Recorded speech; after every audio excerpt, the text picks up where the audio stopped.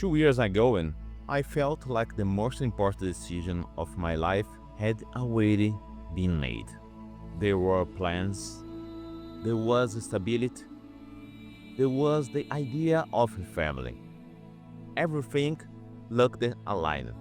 When someone chooses to build, they don't enter without of need. They enter with vision to organize, to structure, to lead, to protect.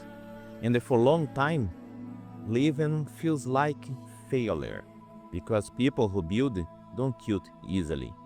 Strong people handle pressure. People who love try harder. But there is a silence moment when something begins to change, not outside, inside.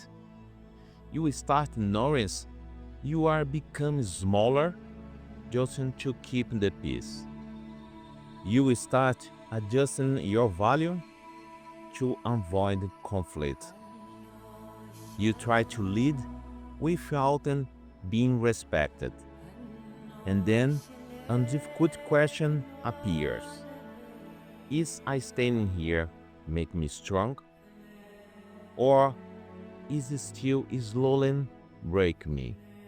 There is a big difference between running from the problem and leaving the place that is dissolving your identity. Living is not always quitting. Sometimes it is protect your structure, because staying would require become someone you are not, and that destroy you slowly. What hurts is not only the separation. What's hurt is the potential that exists. But potential doesn't build a life. Good intention does not sustain a structure.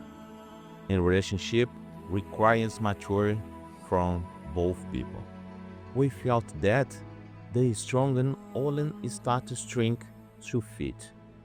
And the shrink has a high cost. When clarity comes, pay change shape. It does not become anger. It becomes lucidity. And lucidity brings freedom. If you are in the place where you feel you are getting smaller just to make something work, maybe you are not weak. Maybe you are beginning to understand that reducing yourself is not love. Realizing that is the first sign of the self-respect. Because when someone sees that they must shrink to stay, they have already started to live. But there is a question almost nobody asks. If nothing changed, if everything stayed exactly the same, 2 years from now, would you be bigger or smaller? Stronger or quieter? More whole or more adjusted? Sometimes we don't live in because we stopped loving. We live in because you are disappearing.